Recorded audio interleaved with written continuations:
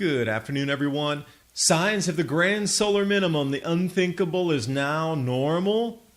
These are apparently the coldest clouds ever recorded on Earth at the top of this typhoon near the Philippines at 164 degrees Fahrenheit, below zero. So high were these billowing above the stratosphere. It maxed out the 16-kilometer heights on the NASA satellite. And off the east coast of Africa, two cyclones in different hemispheres spinning in opposite directions. Mount Shasta could set the new world record for the largest snowfall ever recorded on our planet, 18 feet in 4 days. That's just occurring now. Switzerland busts all-time record snowfall levels. Summer snow in Australia. You're going to need the hoodies and the long-sleeve t-shirts for all this cold, and maybe it'll start a discussion about this grand solar minimum because it is here.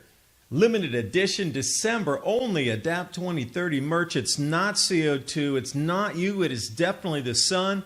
Teespring.com/Adapt 2030, and the link's in the description box below.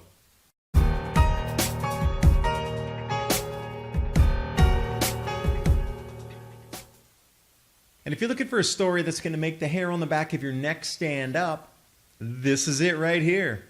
Typhoon Kamuri passing over the Philippines just before it made landfall. Apparently the cloud tops the coldest infrared brightness ever recorded on our planet. At 164.9 degrees Fahrenheit, below zero was recorded. And notice that very strange, right in the middle, it looks like a plume coming out of the center there. And this is coming off the VIIRS infrared imaging satellite maintained by the University of Wisconsin-Madison. NOAA picking it up here as well. That yellow striation, pretty interesting, but then let's take a look at it in a different cloud brightness. It looks like an erupting volcano coming out of the center there. This is such an unusual event. And then not only is it the coldest cloud tops, it actually broke through the stratosphere, and the heights of these cloud tops couldn't even be measured because it actually broke through the highest measurements that NOAA have on these satellite data sets here at 16 kilometers above. This is literally off the charts in terms of how high clouds are moving into our atmosphere now. This is unprecedented. Bit deeper glimpse in here, and as well you see the eye right in the middle of that typhoon there. The black is the eye, and billowing would be an understatement. Is space-bound clouds. And then another unusual phenomenon in our atmosphere here off the east coast of Africa, red box there. Severe Weather EU putting this together. Precipitable water. Now you'll notice the two storm systems there. What's most interesting is these cyclones are on different sides of the hemisphere. So one is going clockwise and the other is going counterclockwise. Very rare, but it seems like rare is becoming the norm these days. And I guess to add strangeness on top of strangeness, Mount Shasta could set the world record for the largest snowfall ever recorded on our planet. 18 feet in 4 days, still ongoing. This would break the 1959 record if it were to eclipse this. Still ongoing, and again, it's very close, so they're looking at a world record snowfall here. And then jumping over to France as well. Massive record-breaking snowfalls this early in the season, not normal.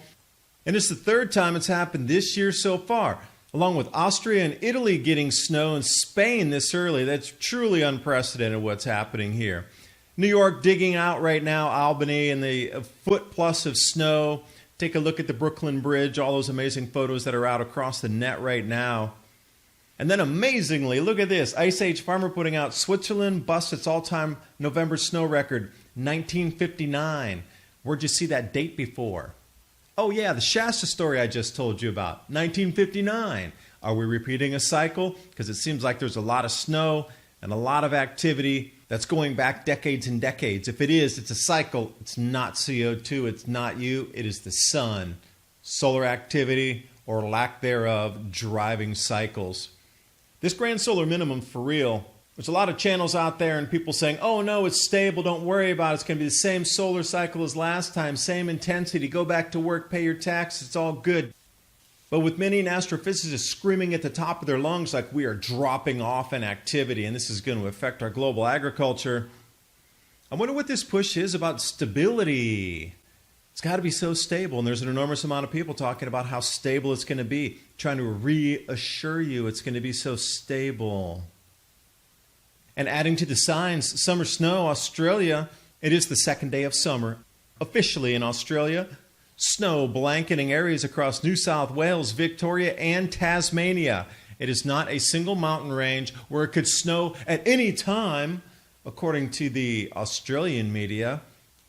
3 massively disconnected areas, even by a water body from Tasmania all the way over to Victoria, and it's still snowing everywhere in that south part of Australia. That is really interesting. Look how deep it is here. Aussie ski resorts talking about large accumulations well over a foot. Summer snow berries, southeast Australia. And the tweet says it all. Impossible file. Looking at least a foot of snow. So those of you in the States, 30 centimeters is a foot in the second day of summer. Multiple locations. Victoria.